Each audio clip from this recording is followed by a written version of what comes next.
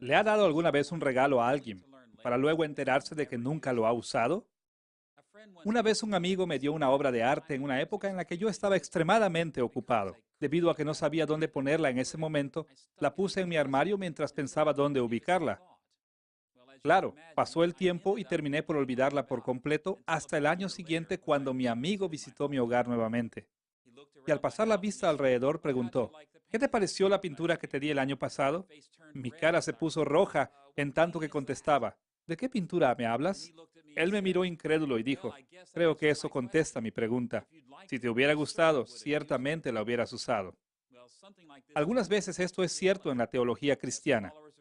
Como seguidores de Cristo, creemos que Dios ha dado el regalo de su autorrevelación para todos nosotros y le mostramos cuánto la apreciamos al mostrar cuánto la usamos. Esta tercera lección de nuestra serie, Construyendo su Teología, la hemos titulado Confiando en la Revelación, y exploraremos cómo hacer uso de la revelación de Dios al desarrollar nuestra teología. Esta lección se dividirá en tres partes importantes. Primero, exploraremos lo que nos enseñan las Escrituras con relación a la revelación y dónde encontrarla. Segundo, examinaremos algunas dinámicas importantes involucradas en el entendimiento de la revelación de Dios. Y tercero, veremos cómo desarrollar la confianza en las conclusiones teológicas que saquemos de la revelación de Dios. Comencemos viendo en dónde encontramos la revelación.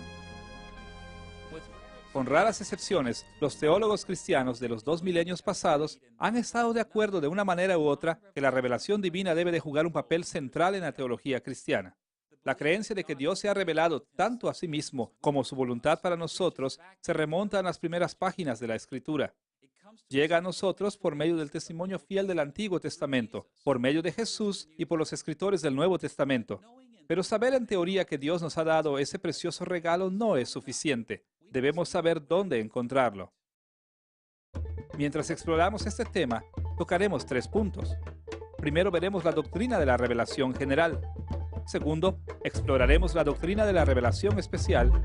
Y tercero, examinaremos las interconexiones entre esas dos formas de revelación.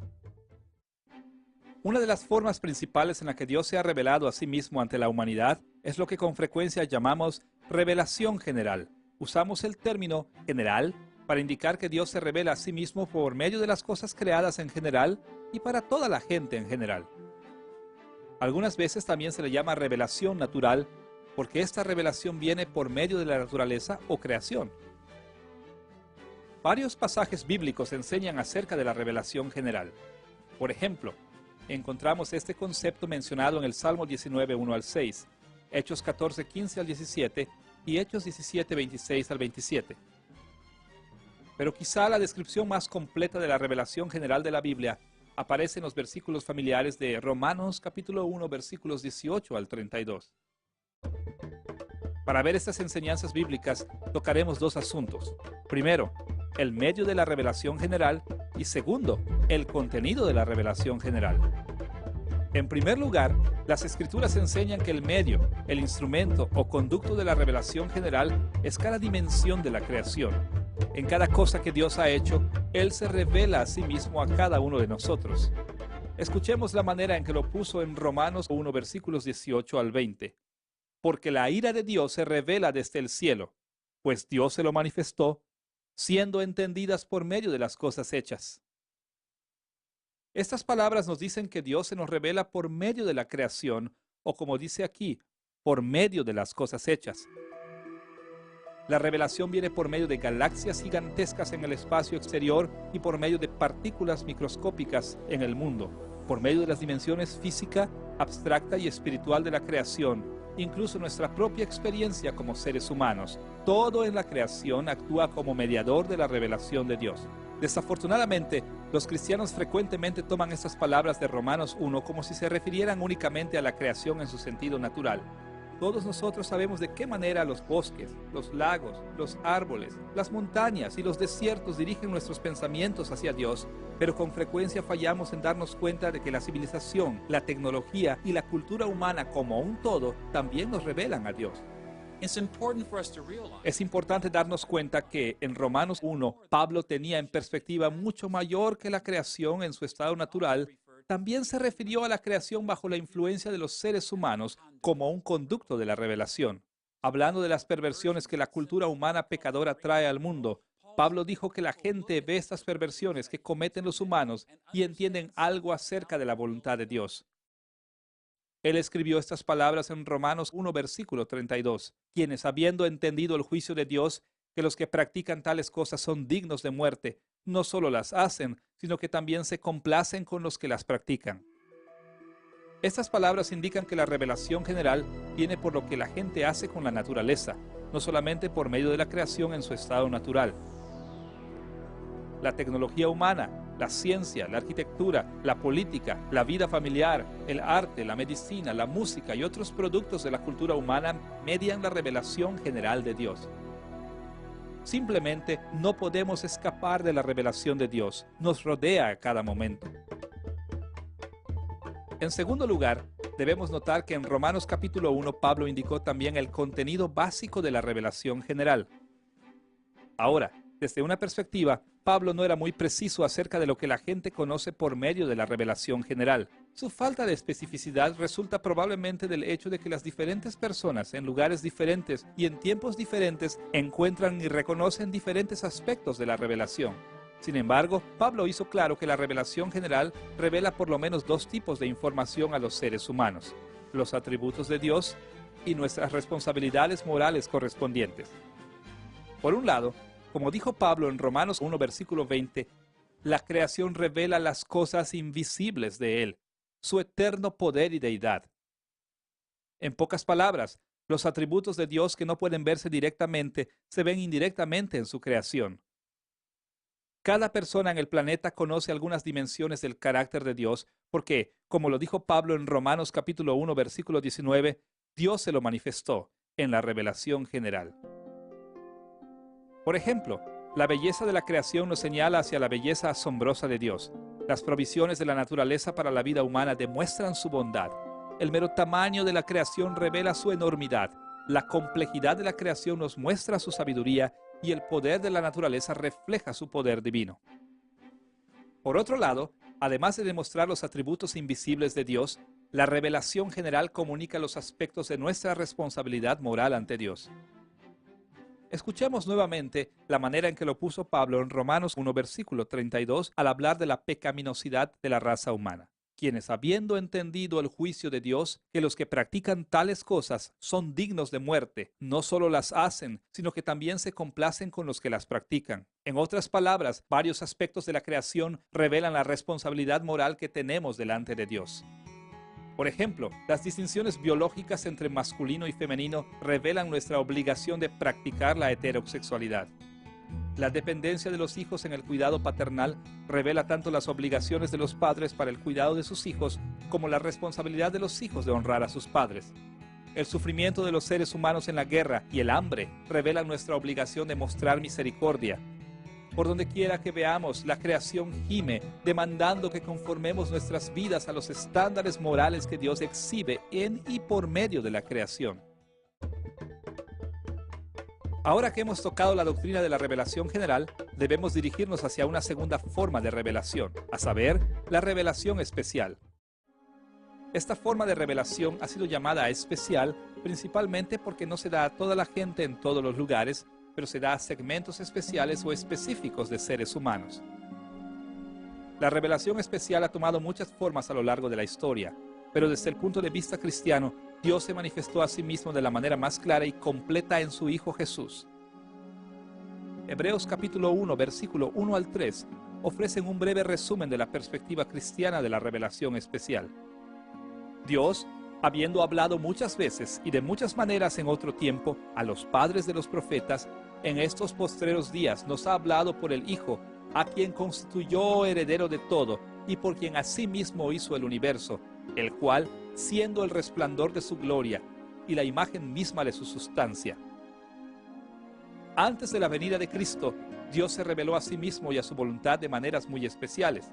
Él habló directamente a su pueblo, les dio sueños sobrenaturales, abrió sus ojos a las visiones y les habló por medio de profetas, sacerdotes, reyes y sabios. Pero ninguna de estas revelaciones se compara a la plenitud y supremacía gloriosa de la revelación de Cristo, el Hijo de Dios. La vida y las enseñanzas de Jesús son el debut especial de la revelación de Dios. Y por esta razón es bastante apropiado decir que el estándar para la teología cristiana es la revelación de Dios en Cristo. Ahora, esta comisión a Cristo como la revelación suprema de Dios nos guía a varias implicaciones importantes. Pero para nuestros propósitos, una de las implicaciones más importantes y prácticas es que nosotros también debemos de estar comprometidos con las Escrituras como la revelación de Dios. Cualquiera que esté relacionado con Jesús o con los rabinos palestinos del primer siglo, sabe que Jesús veía las Escrituras del Antiguo Testamento como la revelación especial de Dios. Nunca cuestionó las Escrituras, sino que se sometió completamente a ellas e invitaba a otros a hacer lo mismo. Su ejemplo enseña a sus seguidores a confiar de Génesis hasta Malaquías como nuestra guía en todo lo que pensamos, hacemos o sentimos. Más allá, como nuestro gran maestro, Jesús ordenó formular revelaciones autoritativas para la iglesia a sus discípulos especiales, sus apóstoles, y su revelación está resumida infaliblemente en el Nuevo Testamento. Así que, los que ven a Cristo como la revelación suprema de Dios deben seguir su ejemplo y someterse a su enseñanza recibiendo el Antiguo y el Nuevo Testamento como la revelación especial para su pueblo hoy en día. Ya que hemos visto que en nuestros días la revelación de Dios puede encontrarse tanto en la creación como en la Escritura, debemos dirigir nuestra atención ahora hacia las interconexiones entre la revelación especial y la revelación general. Estas interconexiones nos ayudarán a ver que nunca debemos negar ninguna forma de revelación. Veremos dos aspectos de este asunto: el traslape entre la revelación general y especial y la necesidad de las dos formas de revelación. Veamos primero el traslape entre las revelaciones general y la especial. Aunque hablamos con frecuencia de la revelación general y especial bajo diferentes encabezados, necesitamos reconocer que estas dos formas de revelación se traslapan significativamente. Para ver esto, debemos reconocer la variedad del contenido que se encuentra en ambas formas de revelación. Por un lado, en las Escrituras, la revelación especial toca muchos temas que forman un continuo entre la intuición muy común y la extraordinaria. Algunas porciones de la Biblia son tan extraordinarias que nadie pudo haberlas escrito por medio de observaciones o experiencias normales, aún con la dirección divina. Estas porciones de la Biblia son esotéricas, fueron dadas de maneras sobrenaturales extraordinarias. Quizá los ejemplos más obvios de este tipo de material en la Biblia son porciones de libros como Daniel, Joel y Apocalipsis. Los hombres que escribieron estos materiales recibieron su información por medio de visiones y otras revelaciones sobrenaturales que les fueron dadas particularmente a ellos. En este sentido, podemos llamar a estas porciones de la Escritura revelación muy especial. Además de esto, un tipo de terreno intermedio aparece en las Escrituras cuando encontramos una combinación de lo esotérico y las intuiciones dadas por el Espíritu a través de medios ordinarios. Por ejemplo, tomemos los libros históricos como Reyes o el Evangelio de Lucas. Los escritores de estos libros mencionaron explícitamente que habían recolectado mucha de su información de fuente humana. Reyes menciona los anales reales de Israel y de Judá. Lucas menciona testigos oculares de la vida de Cristo de los cuales él juntó su información. Al guiar el Espíritu de Dios a estos escritores bíblicos, fueron agregadas intuiciones sobrenaturales especiales. Tenían intuiciones en la corrección de la información que encontraban en sus fuentes. Intuiciones como de qué manera interpretar las fuentes que tenían. Intuiciones en la información que no encontraban en sus fuentes. Pero en ese sentido, estas porciones de la Biblia mezclan lo esotérico y lo ordinario. Más allá de esto, grandes porciones de la Escritura consisten en más bien intuiciones comunes pero inspiradas. Esto es porque el Espíritu Santo frecuentemente guiaba a los autores bíblicos a hacer observaciones correctas acerca de las experiencias ordinarias. Por ejemplo, en Proverbios capítulo 30, versículo 25, el sabio dice estas palabras: las hormigas, pueblo no fuerte, y en el verano preparan su comida. Este enunciado es inspirado y verdadero, pero resulta de observar la naturaleza, no por recibir una visión esotérica. Así que, en este caso, la revelación especial contiene materiales que asociamos comúnmente con la revelación general, el tipo de cosas que prácticamente cualquier persona puede notar acerca del mundo. Incluso podemos decir que estas porciones de la Biblia son revelación especial generalizada. Ahora, así como la revelación especial, la revelación general también incluye una amplia variedad de contenido. Por un lado, la revelación general contiene algunos elementos muy comunes, cosas que no son conocidas para la mayoría de las personas, sino es que para todas, que han vivido aquí en la tierra y que son mentalmente competentes. Casi todos han sabido que el mundo es inmenso, cubierto por una vasta expansión de cielo, y la mayoría de la gente puede recordar las ocasiones en que han experimentado su conciencia moral. Esas experiencias, casi universales, siempre han revelado tanto a Dios como su voluntad para la humanidad. Podemos hablar de ellas como revelación muy general. Hacia el centro del rango de la revelación general están las combinaciones de elementos comunes y extraordinarios. Estas son experiencias de la creación que son dadas únicamente a algunos porque son limitadas de alguna manera, tal como en tiempo y el espacio. Por ejemplo, los vientos de un terrible huracán demuestran el poder grandioso de Dios. Pero mucha gente nunca experimenta un huracán. Las alturas de las montañas del Himalaya revelan la gloria de Dios, pero la mayor parte de la raza humana no ha visto el Himalaya de primera mano. Debido a que todos enfrentamos muchas limitaciones, no toda la revelación general llega a todas las personas en todos los tiempos. En el otro lado del espectro están más bien los elementos extraordinarios de la revelación general, los tiempos en que la gente reconoce algunas de las verdades que Dios ha revelado, incluso en sus creencias religiosas. El hecho es que la revelación general incluye cosas que con frecuencia asociamos más de cerca con la revelación especial. Por ejemplo, algunas religiones no cristianas creen que hay solamente un Dios. Muchos religiosos distinguen entre lo ordinario y lo sagrado de maneras paralelas a la verdadera fe cristiana. El asesinato es condenado en la mayoría de las religiones. La justicia social básica es exaltada por una gran variedad de diferentes tipos de fe. En el mundo antiguo de la Biblia, otras religiones con frecuencia se parecían mucho a la verdadera fe bíblica de maneras muy extraordinarias. Incluso hoy en día, los misioneros reportan que algunas personas que no han sido alcanzadas tienen creencias similares a la fe cristiana. En tales casos, podemos hablar de revelación general especializada. Así que, en tanto reflexionamos en los roles de la revelación general y especial en la teología, necesitamos recordar dos cosas que con frecuencia olvidamos.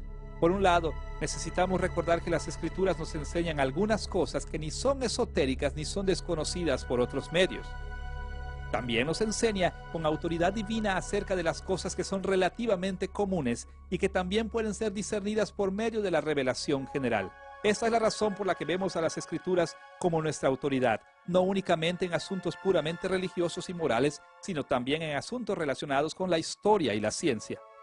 Por otro lado, también necesitamos darnos cuenta que la revelación general tiene mucho que enseñarnos acerca de los asuntos que normalmente reservamos para la Escritura.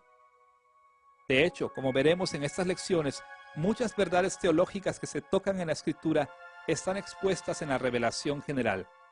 Esta es la razón por la que debemos buscar cuidadosamente dirección divina al ver la revelación general, inclusive en asuntos que son altamente religiosos.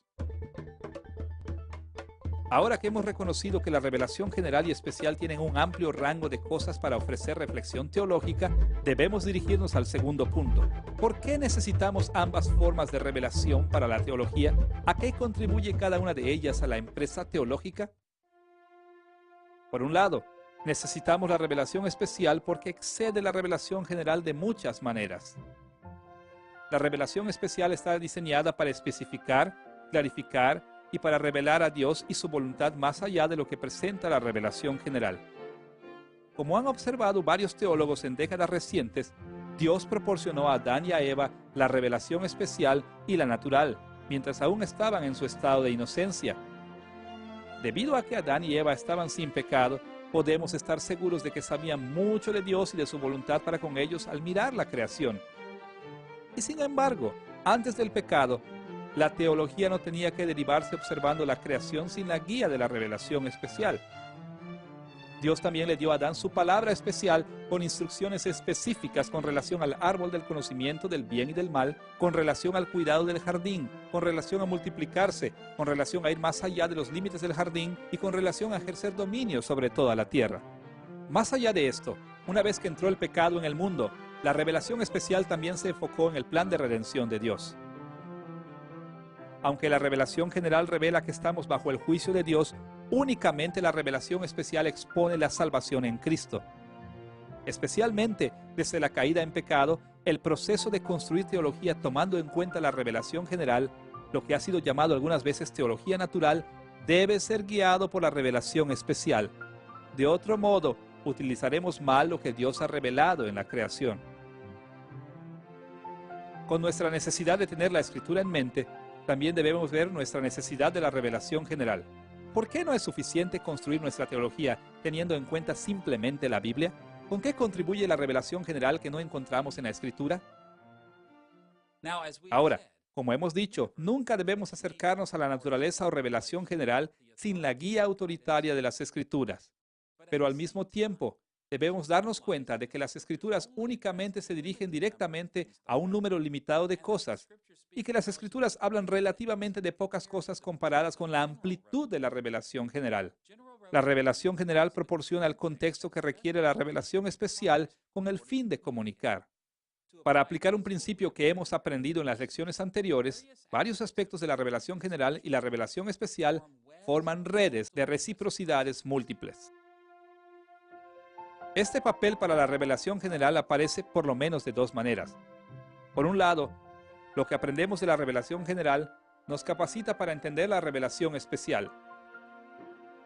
Pensemos en esto de esta manera. Todos nosotros conocemos que una persona debe ser capaz de leer o al menos entender un lenguaje hasta cierto grado para tener acceso a la revelación de la Escritura. Pero ¿cuántos de nosotros hemos aprendido a leer o entender el lenguaje derramándonos encima las palabras de la Biblia sin ayuda de otras fuentes? Ciertamente la respuesta es que ninguno de nosotros aprende de esta manera. La mayoría de nosotros aprendimos un lenguaje de un padre o de alguien que nos cuidaba, con la ayuda de objetos y acciones que involucraban a otros elementos de la creación. Y posteriormente aprendimos a leer por medios similares. Únicamente construyendo sobre lo que ya habíamos aprendido de esos aspectos de la revelación general, fue que entonces estábamos capacitados para acercarnos a la Biblia. De hecho, nuestra dependencia en la revelación general es incluso más profunda al venir a las Escrituras. Ni siquiera tendríamos Biblias que leer si no fuera por lo que la gente aprendió de la revelación general. Los traductores de la Biblia aprenden a traducir, los que imprimen aprenden a imprimir, los editores aprenden a publicar principalmente de la revelación general. En estos sentidos muy básicos, debemos de dar atención a la revelación general porque nos equipa para estudiar la revelación especial. Por otro lado, la revelación general también es necesaria para la aplicación exitosa de la Biblia. Por ejemplo, la Biblia toca muchos temas y da principios infalibles a seguir. Sin embargo, para aplicar esos principios tenemos que saber algo acerca de la creación en la que se están aplicando. La Biblia nos dice que los esposos deben amar a sus esposas, pero para aplicar este principio bíblico tenemos que saber algunas cosas de la revelación general. ¿Qué es un esposo? ¿Qué es una esposa? También tenemos que saber lo que significa mostrar amor a una esposa en particular en su situación específica. En este sentido, la aplicación fiel de la Escritura siempre depende de la revelación general de Dios. Así que, en pocas palabras, vemos que Dios se ha revelado a sí mismo en la revelación general y especial y que Él espera que nosotros encontremos su revelación tanto en la creación como en las Escrituras. Ninguna forma de revelación fue diseñada para permanecer por sí sola. Dios ha ordenado que debemos sostenernos de ambas al construir nuestra teología. Habiendo visto que los cristianos deben encontrar la autorrevelación de Dios tanto en su revelación general como en su revelación especial, debemos dirigirnos hacia nuestro segundo tema. ¿Cómo debemos derivar o desarrollar la teología a partir de la revelación de Dios? Hay que hacer una distinción importante aquí. Al igual que es una cosa diferente que alguien te dé un regalo y otra cosa que tú le des el uso apropiado, asimismo es una cosa que Dios nos dé su revelación y otra cosa que nosotros la usemos apropiadamente en teología. Ahora, Romanos capítulo 1 nos enseña que Dios se ha revelado a sí mismo en la creación con la claridad suficiente para que todos sepan que es digno de adoración y que ellos están bajo su juicio por su rebelión. Sin embargo, entender más allá de sus niveles básicos la revelación general y la especial no es tan simple. Es un complejo proceso de reflexión. Para entender cómo se lleva a cabo este proceso de derivar la teología partiendo de la revelación, enfocaremos nuestra atención en tres direcciones. Primero, exploraremos el obstáculo del pecado. Segundo, exploraremos la iluminación del Espíritu Santo. Luego, en tercer lugar, tocaremos los resultados de esta dinámica en nuestra teología. Veamos primero cómo el pecado es un estorbo al buscar construir teología a partir de la revelación de Dios. Tristemente, debemos de reconocer que el pecado ha tenido un efecto tan severo en los seres humanos que si Dios dejara libre la influencia del pecado, rechazaríamos su revelación con todas nuestras fuerzas. Aparte de la gracia común y la gracia especial, todo intento de reconocer y desarrollar nuestro entendimiento de la revelación de Dios sería en vano. En términos teológicos tradicionales, este problema se llama el efecto noético del pecado, derivado de la palabra griega para mente, nous. Para entender los efectos noéticos del pecado, primero veremos cómo el pecado obscurece nuestras mentes con respecto a la revelación general y después veremos cómo hace lo mismo con relación a la revelación especial. Aunque cada persona en la tierra sabe algo de las dimensiones de la revelación general, el pecado causa que extingamos mucho de lo que sabemos y nos ciega a mucho de lo que tiene para ofrecernos la revelación general. En Romanos capítulo 1, versículo 18, Pablo dijo que los gentiles pecadores que sabían la verdad de la revelación general detienen con injusticia la verdad. En otras palabras, el pecado nos obliga a suprimir la verdad que está revelada claramente por medio de la creación. Nosotros negamos y nos alejamos de la revelación general. Pablo también escribió que como los incrédulos violan los principios morales revelados en la naturaleza, Dios los entregó a las concupiscencias de sus corazones, a pasiones vergonzosas y a una mente reprobada. La lujuria y la depravación guían nuestros corazones, así que tenemos, como lo era entonces, visión deteriorada. No es que no podamos ver la verdad de la revelación general, pues sí lo hacemos. Torcemos los hechos de la revelación general para estar en conformidad con nuestros deseos depravados. Llamamos a la verdad mentira y a las mentiras verdad. Llamamos a lo bueno malo y a lo malo bueno.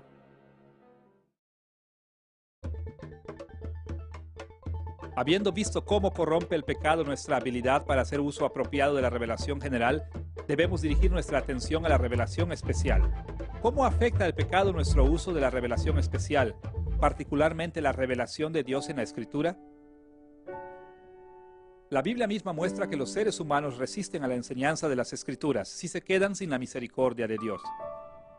Jesús comentó sobre esto en Juan capítulo 5, versículos 39 y 40, cuando dijo que los fariseos malversaban el Antiguo Testamento. De la misma manera, Pedro comentó de los escritos de Pablo en 2 de Pedro capítulo 3, versículos 15 y 16, cuando dijo que los indoctos e inconstantes tuercen, como también las otras Escrituras. Separados de la gracia de Dios, los seres humanos tienden a tratar de manera errónea y torcer las Escrituras. Este problema de mala interpretación pecaminosa de la Biblia no está limitada a los incrédulos, también infecta a los creyentes. Un ejemplo que fácilmente viene a la mente es cuántos teólogos europeos y americanos creyeron que las Escrituras apoyaban el comercio de esclavos africanos de los siglos XVIII y XIX. ¿Cómo era esto posible? ¿Cómo pudieron interpretar erróneamente las Escrituras? La respuesta es que el pecado obstaculiza incluso nuestra habilidad para manejar las Escrituras. No importa la fuerza de nuestro intelecto o la profundidad de nuestro conocimiento bíblico, debemos estar absolutamente convencidos de que todos nosotros estamos torciendo y pervirtiendo la revelación especial de alguna manera. Mientras más estamos conscientes de nuestras limitaciones e inclinaciones, más podemos prevenir este tipo de mala interpretación. Pero todos nosotros iremos a la tumba ignorando algunas de las formas en que hemos mal interpretado la Biblia. El efecto noético del pecado explica muchos de los problemas que encontramos cuando estamos deduciendo teología de la revelación de Dios. Tanto las Escrituras como la creación revelan a Dios y su voluntad para nosotros, pero nosotros que interpretamos la revelación de Dios somos pecadores. No siempre entendemos su revelación en la creación o en la Escritura. Esta es la triste realidad de hacer teología en un mundo caído. Ahora que hemos visto qué tan profundamente afecta el pecado nuestra habilidad para manejar apropiadamente la revelación general y especial, debemos dirigirnos hacia nuestra mejor esperanza para deducir teología verdadera de la revelación de Dios, la iluminación del Espíritu Santo. Muy a menudo los cristianos no entienden la magnitud que tiene en nuestras vidas el ministerio personal del Espíritu Santo para derivar la verdadera teología. En cambio, ponemos nuestra confianza en nuestras habilidades naturales que poseemos como seres humanos. En el espíritu de la ilustración modernista, pensamos que podemos construir una teología verdadera si somos racionales y si aplicamos métodos bien definidos a la revelación de Dios. Pero en realidad, nuestras habilidades racionales no existen aisladas de la condición caída de la creación. En nuestro estado caído, el pecado obscurece nuestras mentes, incluyendo nuestras habilidades lingüísticas y lógicas, así que frecuentemente fallamos en entender apropiadamente la revelación. Algo más se necesita, algo que le dé poder a nuestra razón y a nuestra lingüística, algo que nos capacite para entender la revelación general y especial como son en realidad y de esta manera formar la teología verdadera. Únicamente la iluminación del Espíritu Santo de Dios puede traer tal luz a nuestros ojos ciegos. Para explorar la iluminación del Espíritu, veamos primero cómo otorga intuiciones a la revelación especial y después cómo abre nuestros ojos para ver la revelación general también. En la teología tradicional protestante, el término iluminación se aplica frecuentemente a la obra del Espíritu al dar discernimiento en la revelación especial. El Espíritu Santo trabaja en nosotros, renovando nuestras mentes para que podamos aprender, aceptar y aplicar la palabra de Dios. Escuchemos la forma en que Pablo estableció esta verdad en Efesios 1, versículos 17 y 18. Para que el Dios de nuestro Señor Jesucristo, el Padre de gloria, os dé espíritu de sabiduría y de revelación en el conocimiento de Él, alumbrando los ojos de vuestro entendimiento, para que sepáis cuál es la esperanza a que Él os ha llamado. Ahora, es importante darse cuenta que la iluminación del Espíritu Santo a la revelación especial funciona en muchos niveles. Por un lado, las Escrituras hacen claro que el Espíritu de Dios opera de maneras no redentoras para que los no cristianos entiendan muchos aspectos de la revelación especial. Según Números capítulo 24, versículo 2, el Espíritu de Dios vino sobre Balaam, el profeta pagano, dándole discernimiento. Y en Juan capítulo 11, Caifás el sumo sacerdote, que jugó eventualmente un papel significativo en la crucifixión de Jesús, profetizó verdaderamente con relación a la crucifixión de Jesús. En Mateo capítulo 21, los fariseos entendieron que la parábola de los labradores malvados se aplicaba a ellos, pero respondieron con un complot para matar a Jesús en lugar de un arrepentimiento genuino. De manera similar, el escritor de Hebreos capítulo 6, versículo 4, habló específicamente de la iluminación del Espíritu a gente cuya salvación cuestionó posteriormente. Podemos llamar a estos ejemplos las operaciones comunes del Espíritu, en el contexto de la gracia común. Estos son algunos de los papeles no redentores que realiza el Espíritu en el mundo. Esta es la razón por la cual incluso los no creyentes pueden entender y enseñar la teología que está de acuerdo con las Escrituras. Es el resultado de la obra del Espíritu en ellos, aunque no sean redimidos. Al mismo tiempo, es importante recordar que la iglesia es el templo del Espíritu. La iglesia es la depositaria de su presencia especial y de su ministerio en el mundo. Él da al pueblo redimido conocimiento salvador de la palabra de Dios. Y sería bueno esperar que la obra iluminadora del Espíritu fuera mayor entre los creyentes que entre los no creyentes. De hecho, estaría bien esperar que los teólogos creyentes aprendieran del Espíritu de maneras que excedan a los no creyentes. Este papel vital de la iluminación del Espíritu a nuestras mentes hacia la revelación especial denota un asunto muy importante que cada teólogo cristiano debe recordar. Debido a que únicamente el Espíritu nos ilumina, los teólogos cristianos deben dedicarse conscientemente y devotamente a estar en comunión con el Espíritu. La teología cristiana no es para hacer un proyecto impersonal que logramos por medio de nuestros propios esfuerzos. Se requiere el contacto altamente personal con el Espíritu Santo y la sensibilidad santificadora a su obra si esperamos deducir la teología verdadera de la revelación especial. Tenemos razones para esperar que nuestras conclusiones teológicas se deriven apropiadamente de las Escrituras solo cuando buscamos sinceramente la guía del Espíritu de gracia. Teniendo en mente la iluminación del Espíritu en la revelación especial, ahora nos dirigimos a la revelación general. La mayoría de los cristianos están familiarizados con la idea de que para entender y aplicar las Escrituras correctamente, necesitamos la iluminación del Espíritu. Al mismo tiempo, también debemos recordar que el Espíritu Santo da a los hombres y a las mujeres la habilidad para manejar la revelación general apropiadamente. Hay muchas maneras en que vemos esta verdad en la Escritura. Una forma importante en que la Escritura aborda este asunto es en la doctrina de la sabiduría. En la Biblia, la sabiduría dada por Dios es un entendimiento apropiado que se enfoca especialmente en la revelación general. ¿Y de dónde viene esta sabiduría? El Espíritu de Dios enseña la sabiduría. En Daniel capítulo 5, versículo 14, el rey pagano Belsasar reconoció que la sabiduría de Daniel era de origen divino. En Proverbios capítulo 2, versículo 6, leemos que toda sabiduría viene de Dios. De manera similar, según Éxodo capítulo 31, versículo 3, los artesanos Bezaleel y Aholiab desarrollaron toda habilidad artesanal porque fueron llenos del Espíritu Santo. Estos y otros pasajes con temas similares nos enseñan que no solamente se necesita la iluminación del Espíritu para la revelación especial, sino también para la revelación general. Escuchemos la manera en que habló Calvino en el libro segundo, capítulo 2, de las instituciones de la religión cristiana, acerca de la obra del Espíritu, en tanto la gente descubre todo tipo de verdades en la revelación general. Por lo tanto, cuando al leer los escritores paganos veamos en ellos esta admirable luz de la verdad que resplandece en sus escritos, ello nos debe servir como testimonio de que el entendimiento humano, por más que haya caído y degenerado de su integridad y perfección, sin embargo, no deja de estar aún adornado con excelentes dones de Dios. Si reconocemos al Espíritu de Dios por única fuente y manantial de la verdad, no desecharemos ni menospreciaremos la verdad donde quiera que la halláremos, a no ser que queramos hacer una injuria al Espíritu de Dios. Si pues Dios ha querido que los infieles nos sirviesen para entender la física, la dialéctica, las matemáticas y otras ciencias, sirvámonos de ellos en esto. Como dijo Calvino aquí, el Espíritu de Dios enseña la verdad de la revelación general como única fuente de verdad. Por esta razón, intentar construir la teología cristiana en el poder de la carne, incluso respecto a lo que tiene que ver con los asuntos relacionados a la revelación general, es tan insensato como buscar la salvación en el poder de la carne.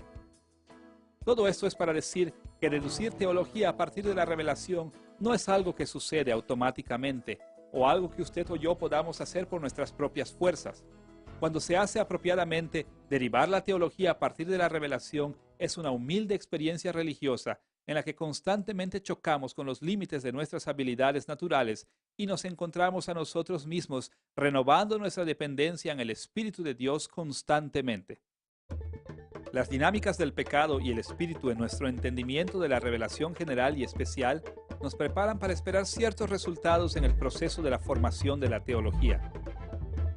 Con frecuencia, la tensión entre el pecado y el Espíritu nos causa que enfrentemos situaciones en donde los hallazgos de la revelación especial y general parecen ser incompatibles. Construir una teología es relativamente simple siempre y cuando todo lo que creamos de las Escrituras encaje fácilmente en nuestro entendimiento de la revelación general. Por ejemplo, no es difícil creer que la Biblia es verdadera históricamente siempre y cuando haya evidencias científicas que parezcan apoyarla. No es difícil afirmar que robar es inmoral debido a que hay muchas personas que ven la decadencia social que causa el robar. Pero seamos honestos unos con otros.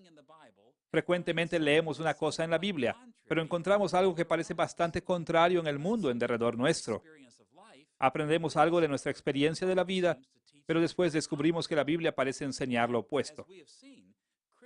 Ahora, como hemos visto, los cristianos deben construir teología confiando tanto en la revelación general como en la especial. No podemos tratar esos problemas simplemente rechazando la revelación especial o rechazando la revelación general. ¿Cómo podemos entonces manejar los conflictos aparentes entre esas dos fuentes de revelación? ¿Qué hacemos cuando encontramos algo en la Biblia que parece contrastar con los hallazgos de la ciencia o de la experiencia ordinaria? Ahora, como hemos visto, los cristianos deben construir teología confiando tanto en la revelación general como en la especial. No podemos tratar esos problemas simplemente rechazando la revelación especial o rechazando la revelación general. ¿Cómo podemos entonces manejar los conflictos aparentes entre esas dos fuentes de revelación? ¿Qué hacemos cuando encontramos algo en la Biblia que parece contrastar con los hallazgos de la ciencia o de la experiencia ordinaria? En primer lugar, debemos entrar en estas situaciones con la firme convicción de que la revelación general y especial realmente nunca se contradicen la una a la otra. Tanto en la revelación general como en la especial, el mismo Dios está hablando, el Dios que dice únicamente verdades porque Él no puede mentir. Lo que es más, también debemos darnos cuenta de que Dios no tiene dificultad en unir lo que revela de toda la creación y en la Escritura. Sin importar qué tan irreconciliables nos parezcan estas dos fuentes de revelación, sabemos que desde el punto de vista de Dios, y por lo tanto es una realidad, son tanto verdaderas como compatibles. En segundo lugar, debemos recordar que cuando hablamos de lo que sabemos de la revelación especial y general, nunca estamos tratando con revelación per se, sino con nuestro entendimiento de la revelación. Entendimiento que siempre está lejos de la perfección. Aunque la revelación general y especial nunca están realmente en conflicto porque ambas provienen de Dios, nuestro entendimiento de ellas ciertamente puede estar en conflicto porque proviene de nosotros. Hay 4 maneras de evaluar la situación cuando nos encontremos con aparentes discrepancias entre la revelación especial y la general. Primero, siempre es posible que hayamos mal interpretado la revelación especial y que hayamos cambiado nuestra interpretación de la Biblia sin rechazar la Biblia misma. Segundo, el conflicto se puede dar cuando hayamos malinterpretado la revelación general. Frecuentemente sacamos conclusiones de la experiencia que deben ser corregidas por la Escritura. Tercero, podemos malinterpretar tanto la revelación especial como la general. Siempre es viable que nuestras experiencias del mundo no parezcan encajar con lo que enseña la Biblia, porque hemos fallado en abrazar correctamente tanto la Biblia como nuestra experiencia. Cuarto, pudimos haber encontrado un misterio que simplemente está más allá de nuestra comprensión humana. Por ejemplo, nuestra experiencia de la revelación general nos guía ciertamente a no esperar que 3 personas sean una. Sin embargo, eso es lo que nos enseña la Biblia acerca de Dios. ¿Cómo podemos reconciliar esos dos puntos de vista? No podemos. La doctrina de la Trinidad es un misterio más allá de nuestro alcance. Ahora, no podemos estar diciendo siempre cuál de estas 4 situaciones estamos enfrentando, pues no es práctico. Así que muchas veces debemos actuar simplemente en base a dónde ponemos el peso de la prueba. ¿Ponemos una carga más pesada de prueba en nuestra interpretación de la Escritura o en nuestra interpretación de la revelación general? Bueno, los cristianos van en diferentes direcciones con relación a este asunto. Por un lado, los cristianos que frecuentemente llamamos más liberales tienden a aceptar su entendimiento de la revelación general más rápidamente de lo que tienden a someterse a su entendimiento de la Biblia.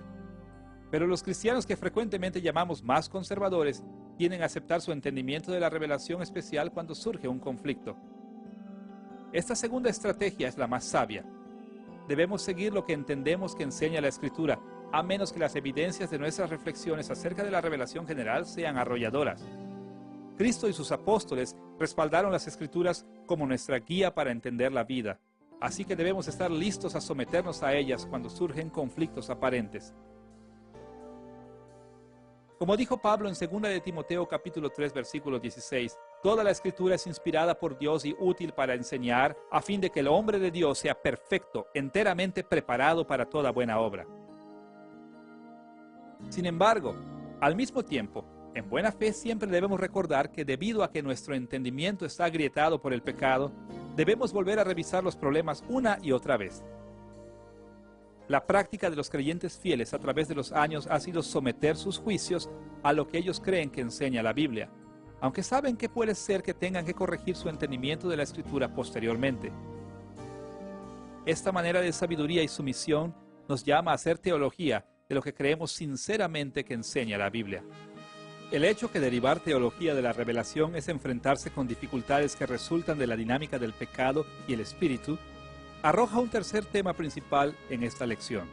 En tal situación compleja, ¿cómo podemos desarrollar confianza en las posiciones teológicas que sustentamos? Hay un dicho muy popular que usamos entre los cristianos evangélicos que dice algo así: Dios lo dijo, yo lo creo, eso basta. Bueno, de muchas maneras este enunciado es verdadero. Dice lo que hemos estado diciendo a lo largo de esta lección. Si Dios ha revelado algo, entonces debemos de creerlo y eso debe de bastar. Pero este dicho pasa por alto el hecho de que no siempre entendemos correctamente la revelación de Dios. Simplemente porque pensamos que Dios dijo algo, no quiere decir que realmente lo hizo. Así que tenemos que hacer una pregunta muy seria. ¿Cómo podemos desarrollar confianza en que hemos entendido correctamente la revelación de Dios de tal manera que podamos decir con certeza, Dios lo dijo y eso basta? Para explorar el desarrollo de la confianza en teología, veamos tres consideraciones. Primero, veremos que la confianza en las posiciones teológicas tiene una cualidad análoga. Segundo, exploraremos cómo resulta por lo regular la confianza desde un proceso de deferencia. Y tercero, exploraremos cómo debemos establecer la alineación apropiada de confianza con relación a diferentes posiciones teológicas. Veamos primero la idea de que la confianza en conclusiones teológicas tiene una cualidad análoga, no binaria. Para entender esa diferencia, nos ayuda a hacer una analogía con dos tipos comunes de interruptores de luz. Primero, un simple interruptor de luz de encendido o apagado puede pensarse que sea binario. Es una de dos, ya sea que esté encendido o apagado. Este tipo de interruptor es similar a las maneras en que piensan de sus creencias muchos evangélicos. Con regularidad piensan simplemente en las cosas que saben y las que no saben. Yo creo que Jesús es el Hijo de Dios. Yo creo que Dios es trino. Esas afirmaciones son creencias firmes. Sin embargo, los evangélicos también tienen listas de cosas que consideran desconocidas. Yo no sé por qué Dios permite el mal. Yo no sé cuándo regresará Cristo. Este tipo de enunciados indican que no sabemos qué pensar. No tenemos confianza en las posiciones que se han tomado sobre estos asuntos. Este acercamiento binario a las convicciones teológicas es adecuado en muchas circunstancias. Decir, yo sé de esto, pero no sé de aquello, es como para salir del paso. Sin embargo, cuando vemos más cerca del rango completo de las cosas que sabemos y creemos como cristianos, vemos rápidamente que la situación es más compleja de lo que sugiere el modelo binario. Ahora, la mayoría de nosotros también está familiarizado con interruptores de luz atenuadores, el tipo de interruptores que tiene una posición de luz brillante y de luz baja. Este tipo de interruptor es análogo. La corriente eléctrica no está simplemente encendida o apagada, sino que la corriente fluye con más o menos fuerza. En los extremos, la corriente está completamente apagada o completamente encendida, pero la gama entera que está en el medio es importante también, ya que proporciona luz más baja o más brillante. En muchos aspectos, estos interruptores de luz análogos proporcionan un modelo útil para evaluar la confianza que debemos tener en las diferentes posiciones teológicas. Nosotros no tenemos confianza simplemente en algunas creencias y en otras no. Tenemos todo un ámbito completo de mayor o menor confianza en las posiciones teológicas. Consideremos la manera en que pensamos sobre las cosas fuera de la teología. Cada ser humano sustenta muchas creencias. Por ejemplo, yo creo que no lloverá hoy. También creo que tengo un trabajo como profesor del seminario. Y creo que tengo una nieta. Ahora, aunque puedo decir que yo creo que todas estas cosas son verdaderas, no sustento estas creencias con el mismo nivel de confianza. Una manera de probar mi nivel de confianza es preguntarme cuánta presión representaría para mí renunciar a cada una de estas creencias. Puedo decir honestamente que no representaría mucho para mí cambiar la creencia de que no lloverá hoy. Unas cuantas gotas de lluvia cayendo sobre mi cabeza me harían correr. Incluso un informe del tiempo que indique una alta probabilidad de lluvia me haría llevar una sombrilla. No tengo mucha confianza en esa creencia. Ahora, yo pondría mi confianza en que tengo un trabajo como profesor del seminario en un nivel más alto. Tengo toda clase de confirmaciones de que mi trabajo como profesor es seguro y estoy muy comprometido con esa creencia. Tomaría más de un reporte en la televisión para hacerme cambiar de parecer. Incluso si recibiera una carta diciéndome que he perdido mi trabajo, lo confirmaría en persona. Pero considere lo que me llevaría a dejar de creer que tengo una nieta. Hay demasiadas cosas que confirman mi creencia, y es tan especial para mí que llevaría una inimaginable cantidad de evidencias para hacerme creer de otra forma, mucho más de las evidencias mencionadas en esta lista. Ahora, en muchos aspectos, lo que es verdad en la experiencia común también lo es en teología. Nosotros abrazamos nuestras creencias teológicas con varios grados de confianza. En la lección anterior, hablamos de nuestras doctrinas cristianas, prácticas y pathos o emociones como formando una red de reciprocidades múltiples. A esas alturas necesitamos expandir este modelo ligeramente. Nos ayuda al pensar en esta red de reciprocidades múltiples como suspendidas en una esfera plásmica. Cuando se secciona esta esfera y se expone su interior, vemos que nuestra red de creencias está arreglada en capas concéntricas.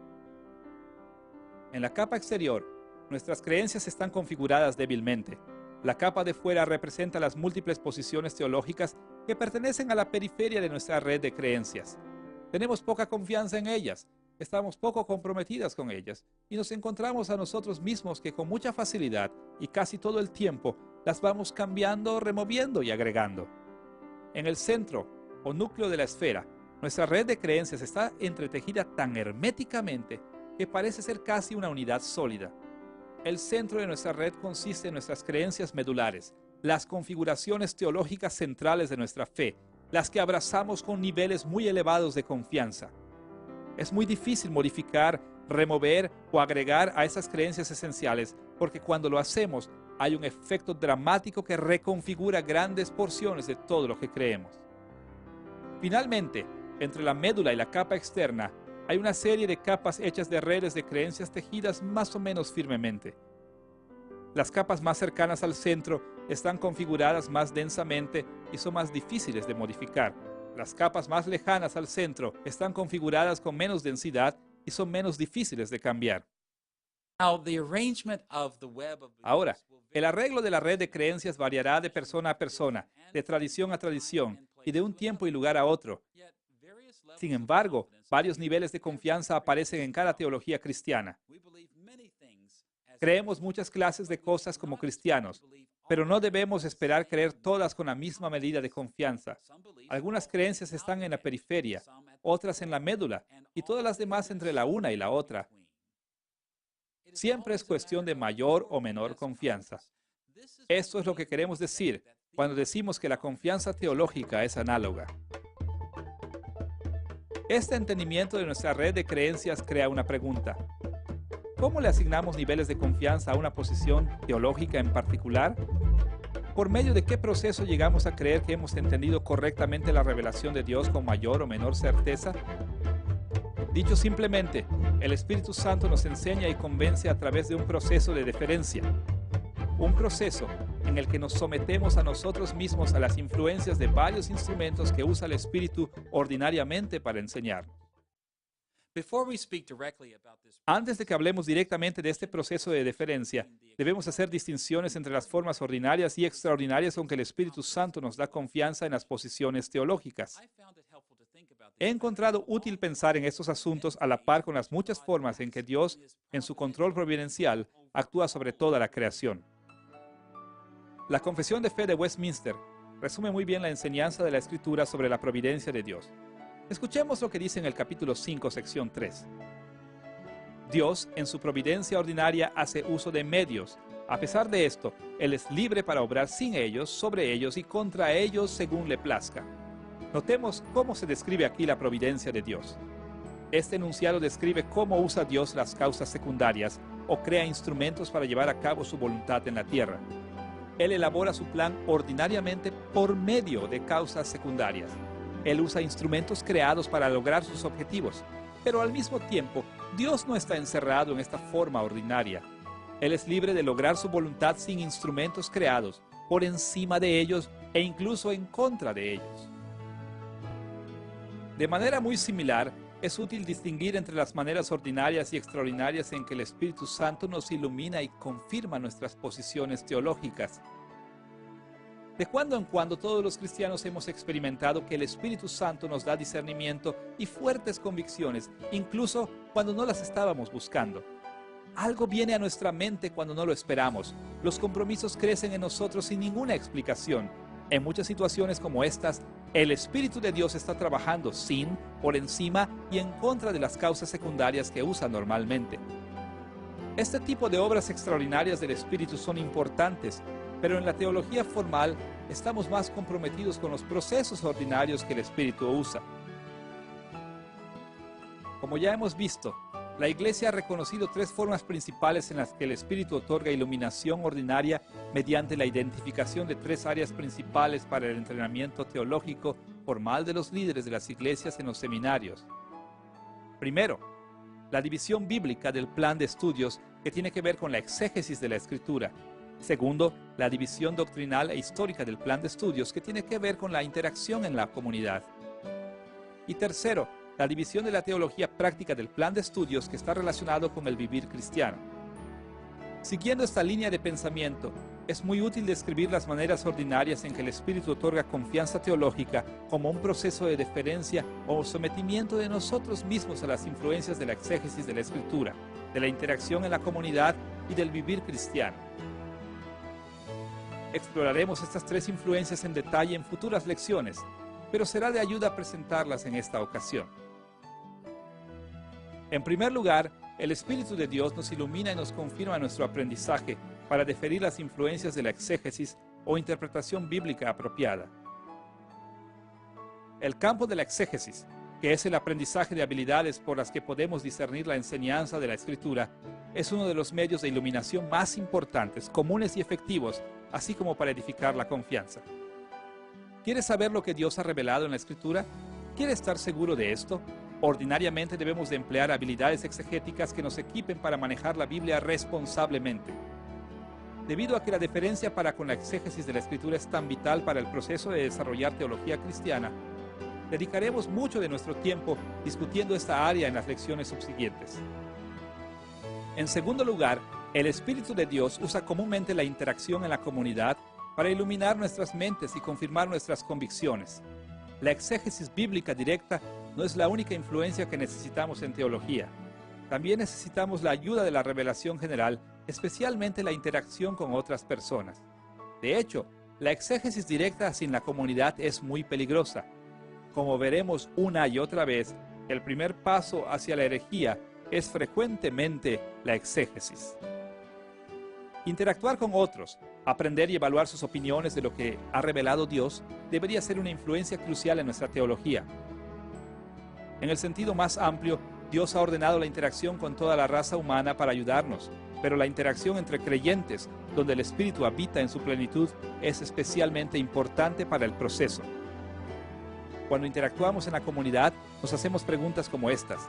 ¿Qué ha creído la iglesia del pasado acerca de estos temas? ¿Qué me dicen los creyentes piadosos que están a mi alrededor hoy en día acerca de este tema? ¿Cómo se comparan mis opiniones personales a las de otros? La deferencia hacia la interacción con la comunidad es tan vital al proceso de derivar teología partiendo de la revelación de Dios que también vamos a pasar muchas lecciones futuras reflexionando sobre esta área. En tercer lugar, el vivir cristiano también juega un papel muy importante para darnos seguridad de que estamos siguiendo la dirección del Espíritu. Cosas como las experiencias de éxito y fracaso, las oraciones, la adoración y el servicio a Dios son dimensiones de la revelación general que también son instrumentos que usa ordinariamente el Espíritu para iluminarnos y convencernos de las posiciones teológicas. Vivir por Cristo nos prepara para una buena exégesis bíblica y para una interacción con otros. Y un caminar fiel con Dios también es la arena dentro de la cual probamos nuestras posiciones teológicas. Lo que somos y lo que experimentamos al vivir por Cristo es la tercera influencia principal para lo cual debemos deferir. El Espíritu usa el vivir cristiano para iluminar nuestras mentes y darnos confianza de que hemos entendido la revelación de Dios correctamente. Y tocando este tema, pasaremos un buen número de lecciones en estas series investigando el vivir cristiano. Hasta este punto hemos visto que la seguridad teológica es un asunto de grados y que el Espíritu de Dios ordinariamente usa las influencias de la exégesis, la comunidad y el vivir cristiano para darnos seguridad. Ahora estamos en posición para ver cómo debemos alinear apropiadamente los niveles de seguridad que tenemos en nuestras diversas creencias. Vamos a regresar una y otra vez al concepto de alineación apropiada en estas lecciones, pero será de mucha ayuda presentar la idea básica en esta ocasión. Déjeme sugerir un modelo para el entendimiento de cómo funciona la alineación apropiada. Yo llamo a este modelo el cono de la certeza. Imagine que removemos una sección de una esfera de nuestra red de creencias, perforando un cono que va desde el borde exterior hacia el núcleo. Poniendo este cono vertical, las capas del cono forman una escala de seguridad sobre las cuales sostenemos nuestras creencias. En la cima del cono están nuestras creencias centrales. En el fondo del cono está el borde externo de nuestras creencias. Entre la cima y el fondo están las creencias que sostenemos con diferentes niveles de convicción. Una de nuestras responsabilidades principales como teólogos cristianos es determinar en qué nivel ubicar las creencias particulares. Una vez que hemos decidido que una posición teológica pertenece a la fe cristiana, queremos saber dónde debemos ponerla en el cono de la certeza. ¿Se debe poner hacia la cima, en los niveles más altos de seguridad? ¿O debe ubicarse hacia el fondo, en las medidas más bajas de seguridad? Ahora, no hay duda que en ocasiones el Espíritu Santo va a crear niveles de confianza en nosotros de maneras extraordinarias. Podemos encontrarnos a nosotros mismos absolutamente convencidos de algo contando con poca justificación para estarlo. Podemos dudar sobre un punto de vista teniendo poca habilidad para explicar por qué. A veces solamente sentimos o percibimos que algo es verdadero o falso.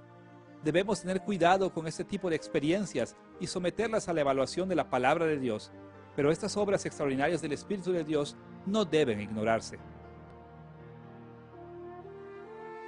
Pero, ¿cuál es la manera ordinaria que usa el Espíritu para guiarnos al determinar dónde ubicar las creencias en el cono de la certeza? En términos generales, podemos decir que con raras excepciones, debemos de alinear nuestros niveles de seguridad con los resultados de la deferencia fiel en relación a las influencias de la exégesis, la comunidad y el vivir cristiano. Al buscar estar bajo sus influencias, el Espíritu pone muchas de nuestras convicciones en la alineación apropiada. Ahora, en un nivel práctico, deferir las influencias de la exégesis, la comunidad y el vivir cristiano requiere que nosotros nos hagamos por lo menos dos preguntas básicas. Primero, ¿cuánta armonía existe entre la exégesis, la comunidad y el vivir cristiano en un asunto en particular? Mientras más armonía haya, más seguridad debemos tener en que hemos entendido correctamente un asunto en particular. La segunda pregunta se puede poner de esta manera. Cuando hay una desarmonía significativa, ¿la fuerza de una influencia supera significativamente a las otras? Cuando el peso de una o dos influencias es fuerte, tendemos a situar esta creencia en un nivel alto del cono de la seguridad. Pero cuando las influencias de la exégesis, la comunidad y el vivir cristiano no están en armonía y tienen casi el mismo peso, tendemos a ubicar estas creencias en niveles bajos en el cono de la certeza. Ahora, debemos estar claros de que no hay una manera mecánica para abordar la tarea de una alineación apropiada. No hay cálculo matemático que podamos usar. El proceso es más bien un arte que una ciencia y constantemente debemos buscar la bendición de Dios al llevar a cabo esta tarea. Sin embargo, el proceso de deferencia es el camino por el cual el Espíritu guía ordinariamente a su pueblo. Al involucrarnos nosotros mismos en las influencias de la exégesis, la interacción con la comunidad y el vivir cristiano, el Espíritu nos guiará hacia el objetivo de la alineación apropiada de nuestras creencias en el cono de la certeza. En esta lección hemos explorado cómo confiar en la revelación de Dios en el proceso de construir nuestra teología. Hemos visto que Dios nos ha dado la revelación especial y la general, así que nosotros debemos depender de su revelación tanto en la creación como en la Escritura. También notamos que la derivación de la teología partiendo de la revelación está dañada por los efectos del pecado, pero se puede llevar a cabo por la iluminación del Espíritu Santo. Finalmente, hemos visto que deferir las influencias de la exégesis bíblica, la interacción en la comunidad y el vivir cristiano nos ayudará a determinar qué niveles de seguridad son apropiados para las posiciones teológicas particulares que sostenemos.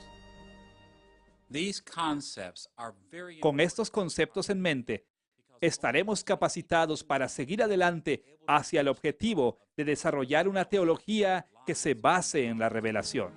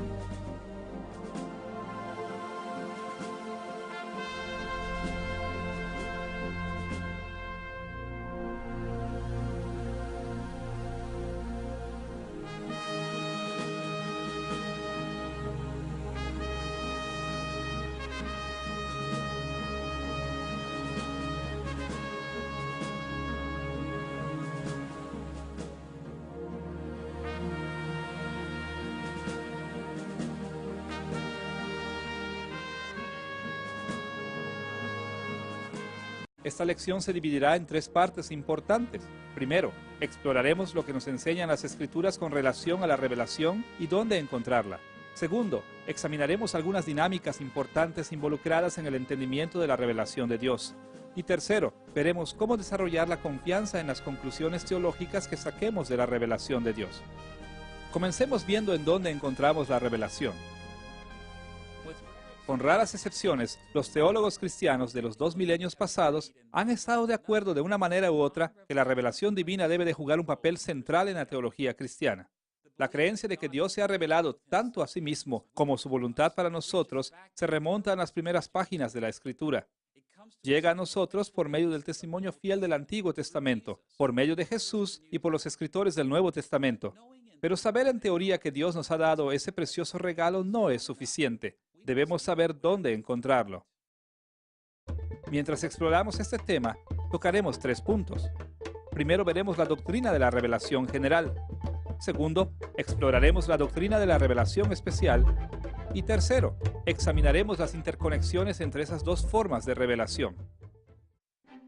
Una de las formas principales en la que Dios se ha revelado a sí mismo ante la humanidad es lo que con frecuencia llamamos revelación general. Usamos el término general para indicar que Dios se revela a sí mismo por medio de las cosas creadas en general y para toda la gente en general. Algunas veces también se le llama revelación natural porque esta revelación viene por medio de la naturaleza o creación. Varios pasajes bíblicos enseñan acerca de la revelación general. Por ejemplo, encontramos este concepto mencionado en el Salmo 19, 1 al 6, Hechos 14, 15 al 17 y Hechos 17, 26 al 27. Pero quizá la descripción más completa de la revelación general de la Biblia aparece en los versículos familiares de Romanos capítulo 1, versículos 18 al 32. Para ver estas enseñanzas bíblicas, tocaremos 2 asuntos. Primero, el medio de la revelación general y segundo, el contenido de la revelación general. En primer lugar, las Escrituras enseñan que el medio, el instrumento o conducto de la revelación general es cada dimensión de la creación. En cada cosa que Dios ha hecho, Él se revela a sí mismo a cada uno de nosotros. Escuchemos la manera en que lo puso en Romanos 1, versículos 18 al 20. Porque la ira de Dios se revela desde el cielo, pues Dios se lo manifestó, siendo entendidas por medio de las cosas hechas. Estas palabras nos dicen que Dios se nos revela por medio de la creación, o como dice aquí, por medio de las cosas hechas.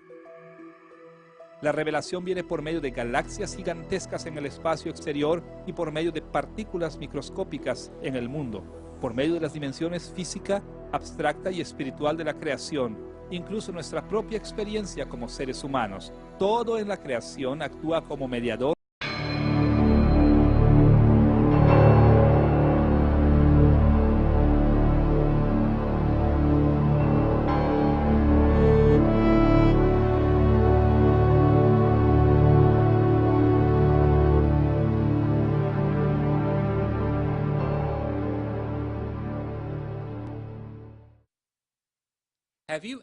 ¿Le ha dado alguna vez un regalo a alguien para luego enterarse de que nunca lo ha usado? Una vez un amigo me dio una obra de arte en una época en la que yo estaba extremadamente ocupado. Debido a que no sabía dónde ponerla en ese momento, la puse en mi armario mientras pensaba dónde ubicarla. Claro, pasó el tiempo y terminé por olvidarla por completo hasta el año siguiente cuando mi amigo visitó mi hogar nuevamente. Y al pasar la vista alrededor preguntó, ¿qué te pareció la pintura que te di el año pasado? Mi cara se puso roja en tanto que contestaba, ¿de qué pintura me hablas? Él me miró incrédulo y dijo, creo que eso contesta mi pregunta. Si te hubiera gustado, ciertamente la hubieras usado. Algunas veces esto es cierto en la teología cristiana. Como seguidores de Cristo, creemos que Dios ha dado el regalo de su autorrevelación para todos nosotros y le mostramos cuánto la apreciamos al mostrar cuánto la usamos. Esta tercera lección de nuestra serie, Construyendo su Teología, la hemos titulado Confiando en la Revelación, y exploraremos cómo hacer uso de la revelación de Dios al desarrollar nuestra teología. En segundo lugar, debemos notar que en Romanos capítulo 1, Pablo indicó también el contenido básico de la revelación general. Ahora, Desde una perspectiva, Pablo no era muy preciso acerca de lo que la gente conoce por medio de la revelación general. Su falta de especificidad resulta probablemente del hecho de que las diferentes personas en lugares diferentes y en tiempos diferentes encuentran y reconocen diferentes aspectos de la revelación. Sin embargo, Pablo hizo claro que la revelación general revela por lo menos dos tipos de información a los seres humanos: los atributos de Dios y nuestras responsabilidades morales correspondientes. Por un lado, como dijo Pablo en Romanos 1, versículo 20, la creación revela las cosas invisibles de Él, su eterno poder y deidad. En pocas palabras, los atributos de Dios que no pueden verse directamente se ven indirectamente en su creación. Cada persona en el planeta conoce algunas dimensiones del carácter de Dios porque, como lo dijo Pablo en Romanos capítulo 1, versículo 19, Dios se lo manifestó en la revelación general. Por ejemplo, la belleza de la creación nos señala hacia la belleza asombrosa de Dios. Las provisiones de la naturaleza para la vida humana demuestran su bondad. El mero tamaño de la creación revela su enormidad. La complejidad de la creación nos muestra su sabiduría y el poder de la naturaleza refleja su poder divino.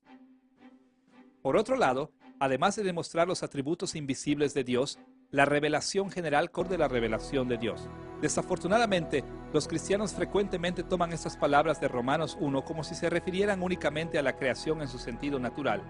Todos nosotros sabemos de qué manera los bosques, los lagos, los árboles, las montañas y los desiertos dirigen nuestros pensamientos hacia Dios, pero con frecuencia fallamos en darnos cuenta de que la civilización, la tecnología y la cultura humana como un todo también nos revelan a Dios. Es importante darnos cuenta que en Romanos 1, Pablo tenía en perspectiva mucho mayor que la creación en su estado natural. También se refirió a la creación bajo la influencia de los seres humanos como un conducto de la revelación. Hablando de las perversiones que la cultura humana pecadora trae al mundo, Pablo dijo que la gente ve estas perversiones que cometen los humanos y entienden algo acerca de la voluntad de Dios. Él escribió estas palabras en Romanos 1, versículo 32, quienes, habiendo entendido el juicio de Dios, que los que practican tales cosas son dignos de muerte, no solo las hacen, sino que también se complacen con los que las practican. Estas palabras indican que la revelación general viene por lo que la gente hace con la naturaleza, no solamente por medio de la creación en su estado natural. La tecnología humana, la ciencia, la arquitectura, la política, la vida familiar, el arte, la medicina, la música y otros productos de la cultura humana median la revelación general de Dios. Simplemente no podemos escapar de la revelación de Dios. Nos rodea a cada momento.